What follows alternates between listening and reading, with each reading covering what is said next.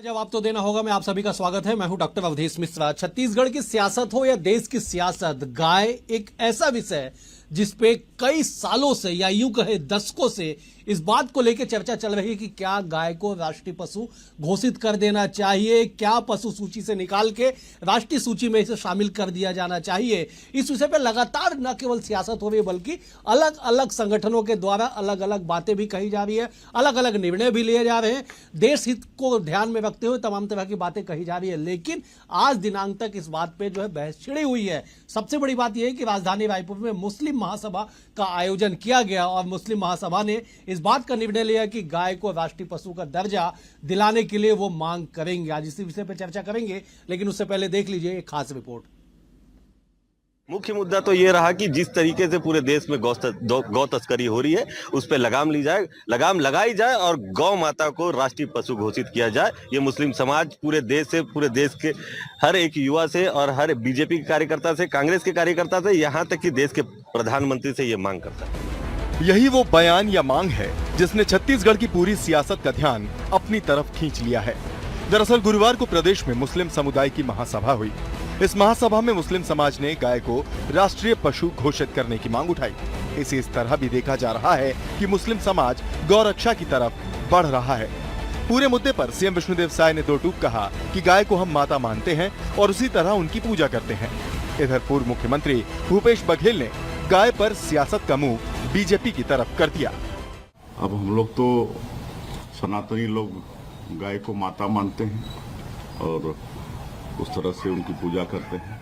भाई ऐसा है कि पूरे विश्व में सबसे बड़ा बीफ निर्यातक दूसरे नंबर पे हिंदुस्तान है और इसका क्रेडिट यदि किसी को जाता है तो डबल इंजन की सरकार को जाता है। गौ मांस निर्यातक है, उसे 250-300 करोड़ रुपए चंदा लिए हैं, तो ये कहाँ से कार्रवाई करेंगे। अब स्थिति ये है, डबल इंजन की सरकार छत्तीसगढ़ में है। अभी हमारे एक साथी हैं, वो आशंका व्यक्त कर रहे थे कि जिस हिसाब से यहाँ गौ तस्करी हो रहा है तो आने वाले 5 साल में यहाँ मवेशी दिखना बंद हो जाएगा। मुस्लिम महासभा के बाद बीजेपी और कांग्रेस इस मसले को एक दूसरे की तरफ उछालते हुए नजर आए। इसे लेकर कांग्रेस ने बीजेपी पर गाय के नाम पर कोरी राजनीति करने का आरोप लगाया, तो वहीं भाजपा ने मुस्लिम समाज की इस पहल की सराहना की। भारतीय जनता पार्टी गौ माता के नाम पे राजनीति करती है। एक वर्ग विशेष के खिलाफ जो उनकी पार्टी या उनके आनुवांशिक संगठन है उनसे जुड़े नौजवानों को वर्गलाया जाता है, भड़काया जाता है कि कहीं ना कहीं गौ माता के नाम पर एक वर्ग विशेष को प्रताड़ित किया जाए। भारत में रहने वाले सभी जो लोग हैं गौ माता का सम्मान करते हैं, तो निश्चित रूप से उन्हें बीफ निर्यात पे प्रतिबंध लगाना चाहिए और गौ माता को राष्ट्रीय पशु को दर्जा देकर उनका सम्मान को बढ़ाना चाहिए। बिल्कुल, ये बहुत अच्छा समाज का फैसला है, क्योंकि देखिए हमेशा ये आरोप लगता रहा हमारे समाज के ऊपर कि गौ हत्या का अगर कभी कोई मामला आता है तो सीधा सीधा समाज के ऊपर। समाज ने एक अच्छा फैसला लिया। चाहे मैं तो अपने समाज से भी ये बोलूंगा कि किसी प्रकार से अगर कोई डेयरी वाला ये बोले कि हमको कम से कम कोई गौ माता या भैंस या कोई भी इस प्रकार से जानवरों को, पशु को अगर लाने के लिए बोला जाएगा तो उस पर किसी भी हालत में वो आगे हमारे समाज के लोग ना आए। छत्तीसगढ़ में सियासी बोल हर मुद्दे पर हावी दिखाई देते हैं। बहरहाल सियासत का ये रूप गौ माता की रक्षा करने में कितना सफल होता है, ये भी आने वाले समय में ही पता चलेगा। Bureau report, BSTV, Chhattisgarh. सुना कि किस तरह से इस विषय पे न केवल सामाजिक बल्कि सियासत भी इस विषय पे गरमाई हुई है सूबे में कि बीजेपी कांग्रेस दोनों ही जो है एक दूसरे पे इस मुद्दे को मढ़ने का कोशिश कर रही है। आज इस विषय पे चर्चा करेंगे। फिलहाल 4 बेहद ही खास मेहमान हमारे साथ जुड़े हैं। मेहमानों का तारुफ आपसे करा देता हूं मैं। डॉक्टर अनिल द्विवेदी हमारे साथ जुड़े हैं, वरिष्ठ पत्रकार है, सीनियर जर्नलिस्ट है छत्तीसगढ़ के, अविभाजित मध्य प्रदेश से लेकर सूबे की सियासत पे इनकी पैनी नजर होती है। डॉक्टर अनिल जी, आपका बहुत स्वागत है। हमारे साथ ही साथ अजीम खान जी है, मुस्लिम महासभा के सदस्य हैं, अलग अलग संगठनों में भी काम करते हैं। अजीम जी, आपका बहुत स्वागत है। हमारे साथ फैज खान भी जुड़े हुए हैं, अंतर्राष्ट्रीय गौ कथा वाचक है। देश भर में गौ को लेके, गौ कथा को लेके लगभग 15,000 किलोमीटर आपने पदयात्रा की है। फैज खान जी, आपका भी बहुत स्वागत है। कांग्रेस की ओर से विकास तिवारी भी हमारे साथ जुड़े हुए हैं। विकास जी, आपका भी बहुत स्वागत है। आप प्रवक्ता हैं, बीजेपी के साथ ही बहुत जल्द हमारे साथ जुड़ेंगे, उनसे भी हम चर्चा करेंगे। सबसे पहला सवाल मेरा फैज खान जी आपसे है। आप चूंकि देश भर में, देश और दुनिया में गौ कथा के जरिए गौ को बचाने के लिए, राष्ट्रीय पशु घोषित करने के लिए अलग अलग मंचों पे आप गौ कथा कहते हैं।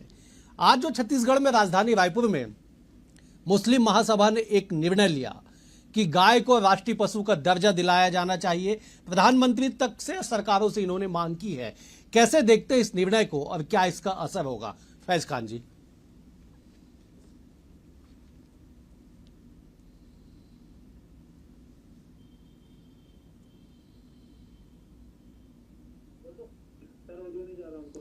चलिए, फैज खान जी के पास आवाज नहीं पहुंच पा रही है, मैं लौटूंगा उनके पास। मैं जब एक बार अजीम खान जी का रुख कर लिया, तो अजीम जी, आप लोगों ने निर्णय लिया कि गाय को राष्ट्रीय पशु का दर्जा मिलना चाहिए, क्या इसका लाभ होगा? क्यों आप लोगों ने ऐसा निर्णय लिया? अजीम जी। सबसे पहले तो आपका नमस्कार।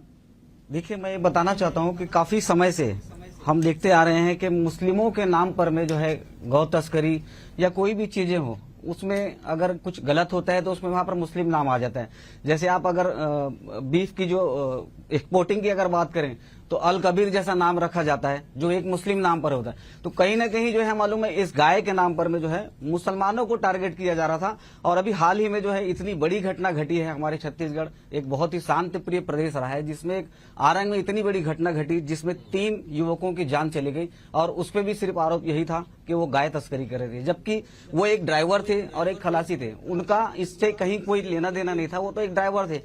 कौन भेज रहा था या कौन उसको किसके पास वो जा रही थी, जांच वहां की होनी चाहिए। ये विषय काफी गंभीर था और काफी समय से हमारी समाज में जो है इस तरह की मांगे आ रही थी कि एक बैठक ली जाए, और जो छत्तीसगढ़ के लिए भी काफी जरूरी थी कि सारे लोग एक साथ एक बार बैठे, जिसके लिए हमने पूरे प्रदेश के हमारे मस्जिदों के मुतवल्ली और दरगाहों के जो अध्यक्ष सदर हैं उन्हें, और अंजुमन कमेटियां जो हर जिले में होती है उनके अध्यक्षों की हमने एक बैठक बुलाई, जो छत्तीसगढ़ के इंडिया के देश के इतिहास में पहली बार इस तरह की एक बैठक मुस्लिम समाज के द्वारा रखी गई, जिसमें काफी विषयों पर में चर्चा की गई और बहुत सारी चीजें उस पर निकल करके आई, जिसमें से एक ये सबसे बड़ा एक हमारा एक भी मुद्दा था कि क्यों ना क्यों इसे हम राष्ट्रीय पशु का दर्जा दिलवाने की बात की जाए। बिल्कुल अजीम जी, मैं लौटूंगा। अगर फैज खान जी के पास मेरी आवाज जा रही हो तो मुझे एक बार आप बता देंगे, जब तक मैं डॉक्टर अनिल जी का रुख कर लेता हूं। अनिल जी, ये निर्णय कैसे देखते हैं? इस निर्णय को आप देखिए, अवधेश जी बहुत गौवंश आज सबसे ज्यादा खुश हो रहा होगा, वो मुस्लिम समाज के प्रति बहुत ऋणी और आभारी रहेगा कि उसने ये फैसला किया और देश में एक बड़ा संदेश दिया।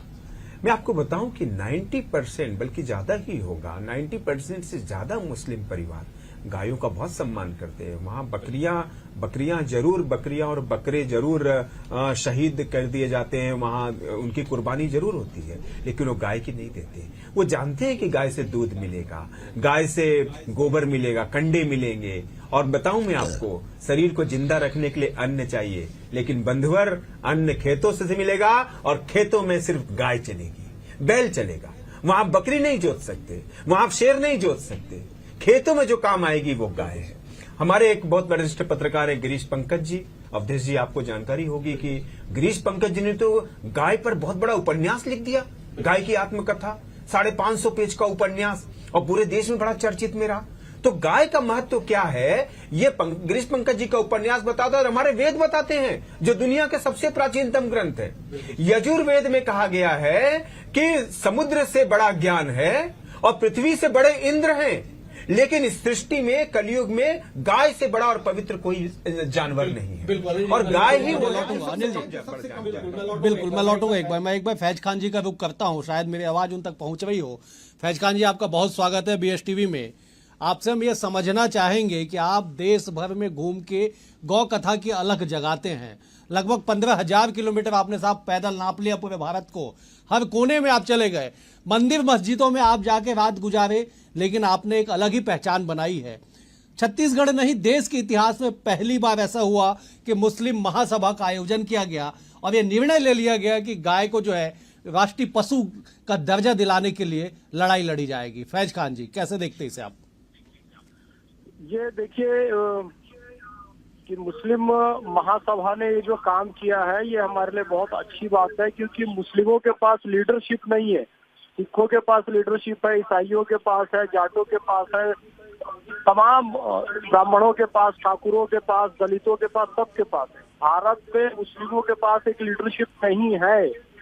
उसके बाद भी मुस्लिम महासभा के नाम से यदि मुस्लिम एकजुट होते हैं, वो भी गोरक्षा के नाम पर, तो इससे शुभ, इससे अच्छा, इससे मुबारक कुछ नहीं हो सकता।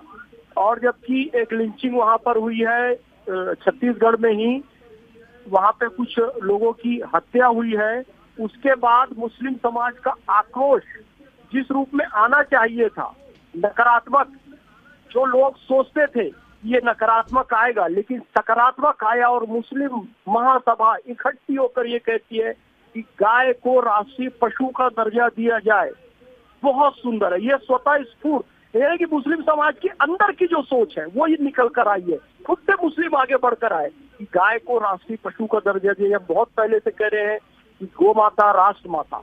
हम लोगों ने भी 2010 में राष्ट्रपति प्रणब मुखर्जी को लगभग 10 लाख मुसलमानों ने हस्ताक्षर करके दिया था कि भैया गाय की रक्षा के लिए कानून बनाया जाए, केंद्रीय कानून बनाया जाए, गो हत्या पर पूर्ण प्रतिबंध लगाया जाए। और ये आज से नहीं चल रहा है, मैंने तो 15,000 किलोमीटर की पदयात्रा की, 30 महीना पैदल चला, ये तो अभी आधुनिक युग की बात है। लेकिन मैं आपको बताता हूँ, टीपू सुल्तान ने, हैदर अली ने गो हत्यारों के लिए, एक ने हाथ काटने का नियम बनाया था, एक सर काटने का नियम बनाया था। कश्मीर के जैनुल आबिदीन ने मृत्युदंड का नियम बनाया था। अकबर ने गोचर भूमि में शिकार करने वालों के लिए उंगली काटने का नियम बनाया था। बहादुर शाह जफर ने गाय काटने वालों के लिए तोप से बांध कर उड़ा देने का नियम बनाया था। मुस्लिम शासन काल में गाय पूरी तरह से सुरक्षित रही थी, यहाँ तक कि बाबर ने भी अपने बेटे हुमायूं को पत्र लिखा, जिसका जिक्र गिरीश पंकज जी ने अपने उपन्यास एक गाय की आत्मकथा में किया। बाबर हुमायूं को कहता है, बेटा इस देश में शासन करना है तो इस देश में हिंदू भाइयों की भावना का सम्मान करना, इनकी भावना का सम्मान करने का सबसे अच्छा माध्यम गाय है। अपने क्षेत्र में, भारतवर्ष में कभी गाय नहीं कटने देना, गो हत्या नहीं होने देना, यानी कि मुस्लिम गोरक्षा के क्षेत्र में शुरू से है। और मुस्लिम महासभा का कदम वही मुसलमानों की मूल भावना को बताता है कि हम गोरक्षा चाहते हैं, गाय के नाम पर। बिल्कुल बिल्कुल सही फैज खान जी, आपने बिल्कुल सही कहा कि मुस्लिमों की जो मूल भावना है वो इस निर्णय के जरिए निकल के आई। साहब, आपने तो उस समय इतिहास की बातें बता दी, लेकिन देश के लोग इस बात को भी नहीं भूले होंगे कि जब खिलाफत आंदोलन चल रहा था तो ख्वाजा हसन निजामी का वो संदेश कि गौ रक्षा हमें कैसी करनी चाहिए, और 1919 के उस वाक्य को याद कर लीजिए जब मौलाना मोहम्मद मौलाना शौकत अली हकीम अजमल खान जैसे दर्जनों लोगों ने गाय खाने के निर्णय का विरोध कर दिया था खुले तौर पे। ये भी इतिहास के पन्नों में दर्ज है। मैं लौटूंगा फैज खान जी आपके पास। मैं एक बार जरा विकास तिवारी जी का रुख कर लेता हूं, कांग्रेस की ओर से हमारे साथ बने हुए। विकास जी, मुस्लिम महासभा ने निर्णय लिया कि साहब गाय को राष्ट्रीय पशु घोषित किया जाए, सबसे पहला आपका कमेंट, कैसे इस निर्णय को देखते हैं और क्या इसका लाभ होगा? विकास जी। स्वागत योग्य निर्णय है। सभी समाज को, मुस्लिम समाज जो मुस्लिम महासभा है, अगर ये इस बात को कह रही है तो निश्चित तौर पे सब समाज, चाहे वो ब्राह्मण समाज हो, चाहे या राजपूत समाज हो, जैन समाज हो, तमाम लोगों को इसका ना केवल स्वागत करना चाहिए, मैं समझता हूँ इसको नजीर मान के इस फैसले के पीछे चलते हुए ये फैसला लाने तक की लड़ाई लड़नी चाहिए। अब दूसरी बात, केंद्र में मोदी जी की सरकार है, राज्य में भारतीय जनता पार्टी की सरकार है। अगर ये अध्यादेश मोदी जी देश में लाएंगे, सत्र चल रहा, तो मैं समझता हूँ तमाम राजनीतिक दल, एक भी राजनीतिक दल इसका विरोध नहीं करेंगे। लेकिन लगातार वैमनस्यता की जो बात की जा रही है, मॉब लिंचिंग किया जा रहा है, एक जो धड़ा है जिसका धंधा चलता है कि ये आरोप लगा दो भाई साहब की विपक्ष मतलब मुस्लिम, कांग्रेस मतलब मुस्लिम, तृणमूल मतलब मुस्लिम, अब नया धंधा चालू कर दिए हैं शिवसेना मतलब मुस्लिम। अरे भाई, वो मुस्लिम समाज है, ये कोई नफरत का सिंबल नहीं है। और खुद अब प्रधानमंत्री नरेंद्र मोदी जी लगातार अरब कंट्री का दौरा कर रहे हैं, मुसलमानों को अब गले लगा रहे हैं, उनको अपना समझ रहे हैं। तो मैं समझता हूँ पहला हक नरेंद्र मोदी जी का मुसलमान समाज के ऊपर है। और तमाम विपक्षी पार्टी गौ माता के लिए अगर संरक्षण के लिए बात कर रहे हैं, देखिए मैं आपको नरेंद्र मोदी जी की बात कोट करूंगा। जब वो प्रधानमंत्री नहीं थे, उन्होंने कहा था कि उनको बड़ा आश्चर्य लगता है कि अल कबीर जो सबसे बड़ा एक्सपोर्टर है बीफ का, वो उनके मित्रों का है, तो उनके जो मित्र हैं उनका है, जैन समाज के लोगों का है, तो उनको आह्वान ठीक है विकास जी मैं लौटूंगा, विकास जी मैं लौटूंगा आपके पास। दरअसल सियासत की यही खूबसूरती होती है कि जिस बात का दम्भ आप आज भर रहे हैं, 6 माह पहले जब आपके सूबे में सरकार थी, उस वक्त अगर आप इस पे एक कदम भी आगे चलते तो शायद कुछ निर्णय संभवतः हो सकता था। हालांकि ये लड़ाई आज से नहीं, दशकों से लड़ाई लड़ी जा रही है, शताब्दियों से लड़ाई लड़ी जा रही है, लेकिन आज तक पूरा नहीं हो पाया। इस बात का भी उल्लेख है कि किस तरह से केंद्रीय संस्कृति मंत्री ने कह दिया था कि साहब अभी कोई मूड नहीं है, अभी कोई पहल नहीं है कि गाय को जो है राष्ट्रीय पशु का दर्जा दिया जाना चाहिए। वन्य जीवन संरक्षण अधिनियम 1972 की अनुसूची 1 में शामिल करने का फिलहाल कोई प्रस्ताव केंद्र के पास नहीं है। ये तारीख भी याद रखनी चाहिए सबको। और 30/5/2011, विकास जी आपके लिए खास करके तारीख का जिक्र कर रहा हूं कि 30 मई 2011 की वो तारीख याद कर लीजिए जब फिर से एक बार शेर को, बाघ को जो है राष्ट्रीय पशु होने का अधिसूचना जो दोबारा जारी किया गया था, उसकी तारीख 30/5/2011 थी। केंद्र में यूपीए की सरकार थी। खैर सियासत से परे मैं लौटूंगा आपके पास चर्चा के लिए। एक बार फिर से मैं अजीम जी का रुख कर लेता हूं। अजीम जी, आप लोगों ने निर्णय ले लिया साहब कि ऐसा होना चाहिए, अब इसे आगे बढ़ाने के लिए मुस्लिम महासभा क्या करेगी? आपने रिकॉर्ड बनाया कि पहली बार देश में मुस्लिम महासभा ने की बैठक हुई और इस तरह से निर्णय हुआ। अजीम जी, हमने सिर्फ एक बैठक तक ही इसको सीमित नहीं रखने वाले हैं। ये हमारी एक पहल थी, एक शुरुआत थी जो छत्तीसगढ़ से हमने की है, और इसको लेकर के हम राष्ट्रपति जी तक के जो है इस बात को हम अपना भेजेंगे कि क्यों ना इसको राष्ट्रीय पशु जो है इसको बनाया जाए। इससे देखिए बहुत से फायदे होंगे। एक तो है कि जो सारी चीजें इसका जो काटा जाता है वो तमाम चीजें जो है इस पे जो है रोक लगाई जाएगी। एक कानून भी बनाया जाए इसमें कि जो गौ तस्करी करे उनको इतनी सख्त कानून की सजा मिले कि वो उनको दोबारा जो है उससे कोई दूसरा व्यक्ति भी जो है इस तरह की जो है गाय को काटने के लिए जो सारी चीजों के लिए डरे। और इसको लेकर के हम अभी ये हमारी पहली सीढ़ी थी हमारी ये, और बहुत सारी चीजें इसमें हमको अभी आगे करना है, जिसको लेकर के हम अभी सभा में बार जो है पूरे प्रदेश का दौरा करते हुए इस पे और हम जो है निकाल करके सारी चीजें करेंगे इसमें। ठीक है, मैं एक बार जब फैज खान जी का रुख कर लेता हूं। फैज जी, दरअसल जिस तारीख का जिक्र मैं कर रहा था कि 7 अगस्त 2023 केंद्रीय संस्कृति मंत्री किशन रेड्डी ने कह दिया था कि फिलहाल कोई प्रस्ताव नहीं है गाय को राष्ट्रीय पशु का दर्जा दिलाने को लेके। आपने भी बताया कि 10 लाख से अधिक पत्र जो हस्ताक्षर रहित जो लोगों के जो पत्र है आपने सौंपे हैं। क्या लगता है कि कहां अड़चन आ रहा है और इस राह में क्या रोड़ा बन रहा है? फैज जी। अवधेश भाई, मेरी आवाज आ रही है आपको? बिल्कुल बिल्कुल फैज जी, आप बिल्कुल अपनी बात रखिए, आपकी आवाज आ रही है। एक बात बिल्कुल स्पष्ट समझ लीजिए, मैं किसी भी राजनीतिक दल का प्रवक्ता नहीं हूँ। विकास भाई एक बहुत अच्छी बात की ओर बढ़ रहे थे, लेकिन तुरंत उन्होंने मोदी जी को कुछ कत्ल खानों का मित्र बता दिया, तो वो बात थोड़ी सी पॉलिटिकल हो गई। लेकिन बाकी बात विकास भाई बहुत अच्छी कर रहे थे मेरे भाई। पॉलिटिकल अभी मत जाइए। यदि केंद्रीय मंत्री को अभी तकलीफ हो रही है इस बात से, मुस्लिम महासभा के मेरे भाई बैठे हैं वो भी ध्यान सुने, उनको एक ये भय है कि अभी हम कानून बना दें तो हम पे और एंटी मुस्लिम होने का आरोप न लग जाए। यानी कि अभी भी गाय को मुसलमानों के भोजन के पदार्थ के रूप में देखा जा रहा है, यानी कि मुसलमानों से जोड़कर देखा जा रहा है। मैं मुस्लिम महासभा से भी गुजारिश करूंगा कि जिस तरीके से हमने 2010 में 10 लाख हस्ताक्षर करके दिए थे, आइए सब मुस्लिम मिलकर सेंट्रल गवर्नमेंट को, मोदी जी को जाकर स्वयं, राष्ट्रपति जी श्रीमती द्रौपदी मुर्मू जी को जाकर स्वयं हम सब एक ज्ञापन दे कि देश का करोड़ों करोड़ों मुसलमान साथ में हैं। यदि आप गो हत्या पर प्रतिबंध का कानून बनाते हैं तो हम इसमें साथ में हैं।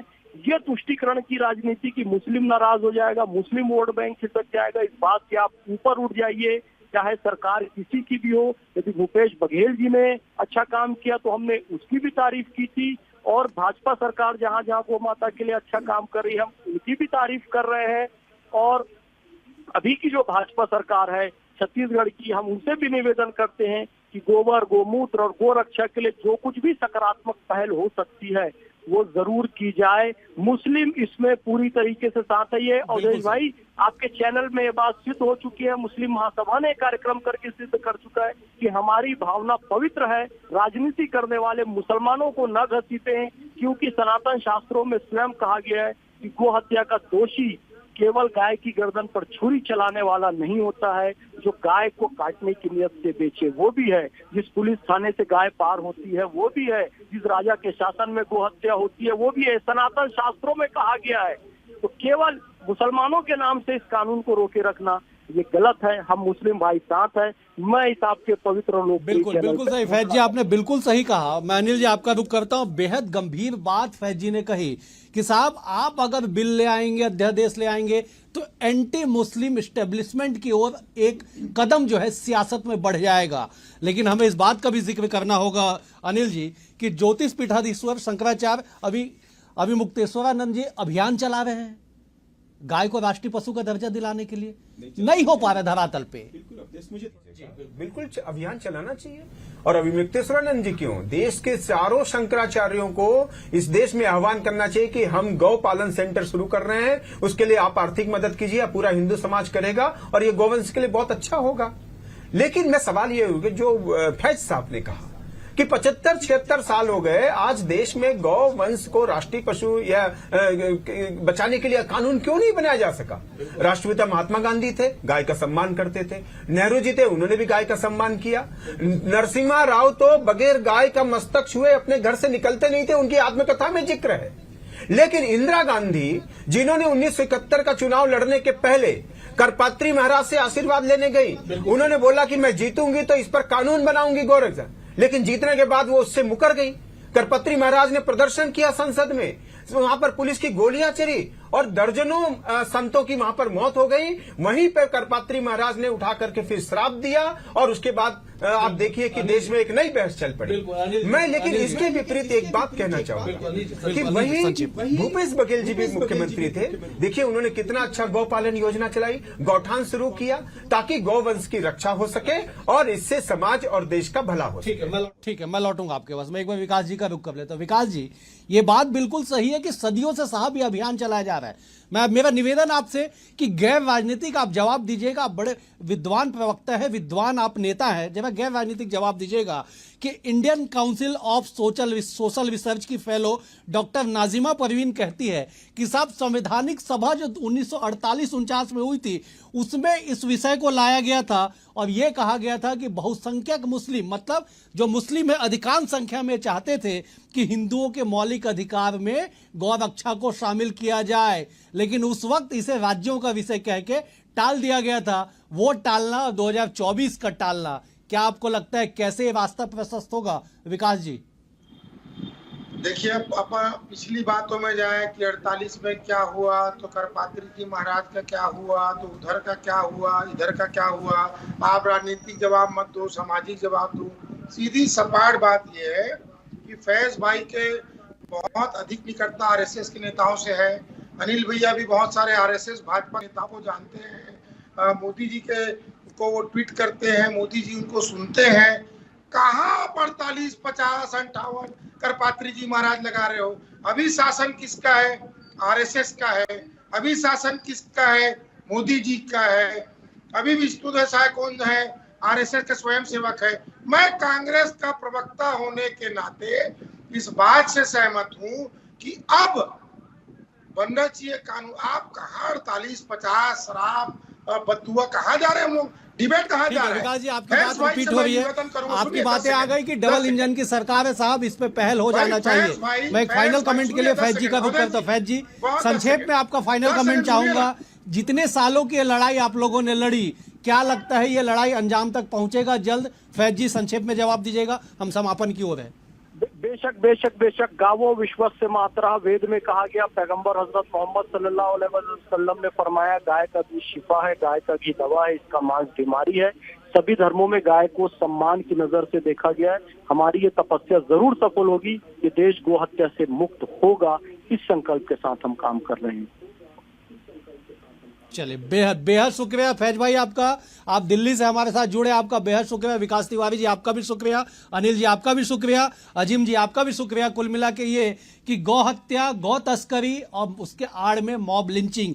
आखिरी में एक बात ये भी बता दूं कि 2016 में देश के प्रधानमंत्री ने कहा था कि मुझे मालूम है कुछ लोग रात में उपद्रव करते हैं और सवेरे गौरक्षक का चोला ओढ़ के सड़कों पे निकल जाते हैं। ये तस्वीरें ना बने और एक पहल हो और एक निर्णय तक ये पूरा विषय पहुंचे, इस बात की उम्मीद है। फिलहाल आज इतना ही, कल एक और विषय के साथ होगी आपसे मुलाकात, तब तक के लिए नमस्कार।